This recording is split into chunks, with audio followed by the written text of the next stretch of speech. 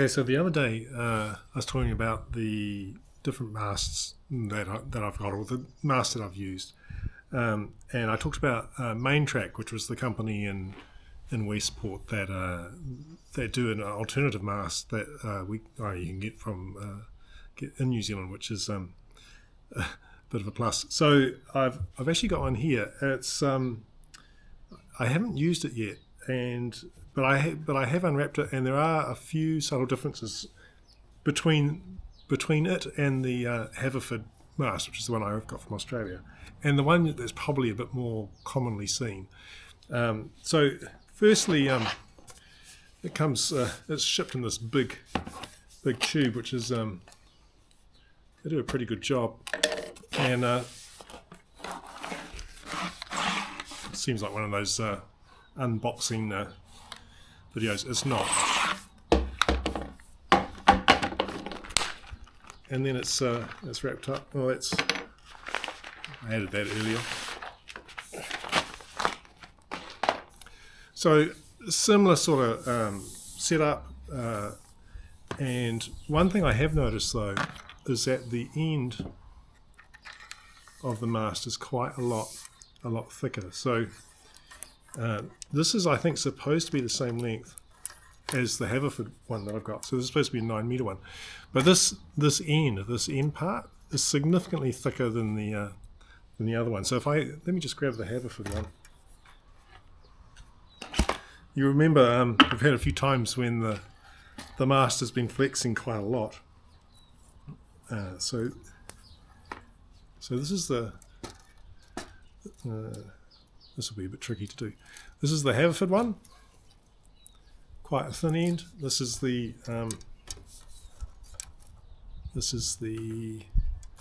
Maintrac one. So this is quite a lot more flexy. Now, there's probably a good reason for that. One is that Haverford sell these as a squid pole. I don't know quite how you catch squid, but maybe you use a pole like this. Who knows? But so possibly it's sort of more of a fishing type device. The one from Maintrac is designed for bird scarers, so it has quite a substantial metal ring on the end.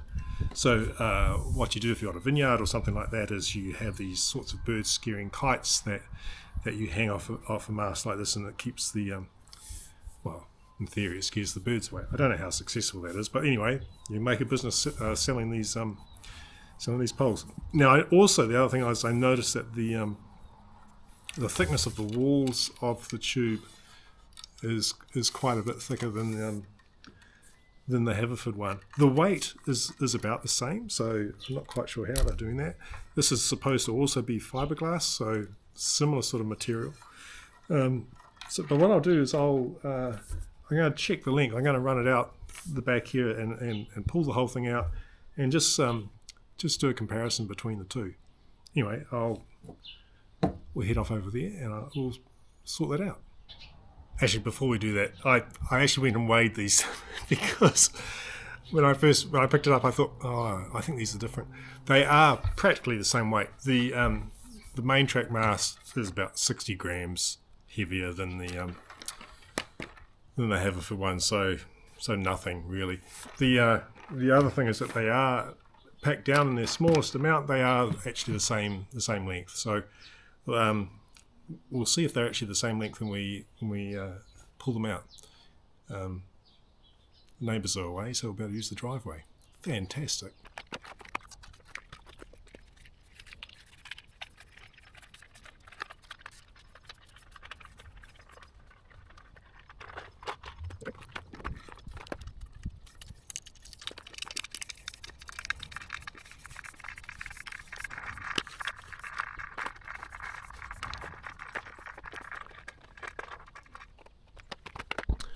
Okay, so let's check the length.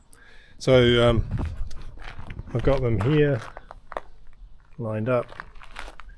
It's the same number of sections, although maybe slightly different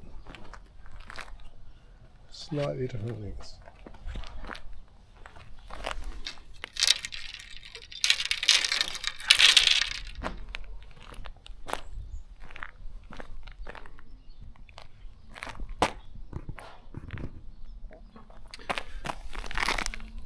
Right, so what's that? Maybe 30 centimeters?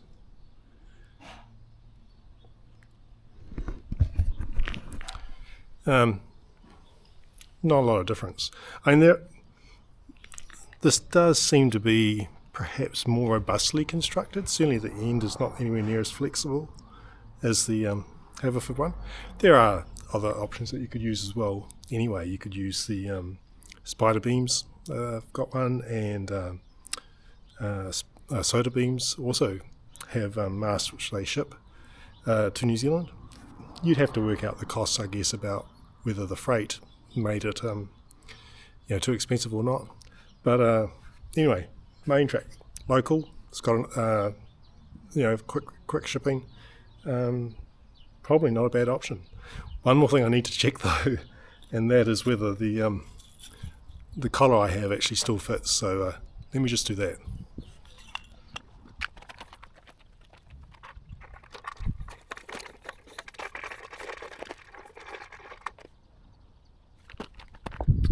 Okay, so slightly different dimensions, like very close.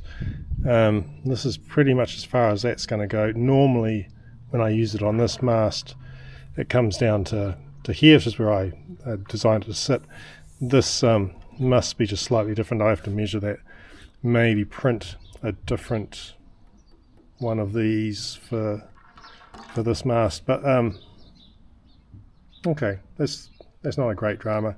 It's probably, actually, to be fair, it's probably okay in that location. I figured that the ends would be the stronger points as opposed to the more midsection of the tube, but perhaps I'm wrong with that. Anyway, that's one thing to get sorted. Well, so there you go. Difference between the two poles. If you can't get a Haverford one, then maybe a Maintrac will be okay. Anyway, there you go. See ya.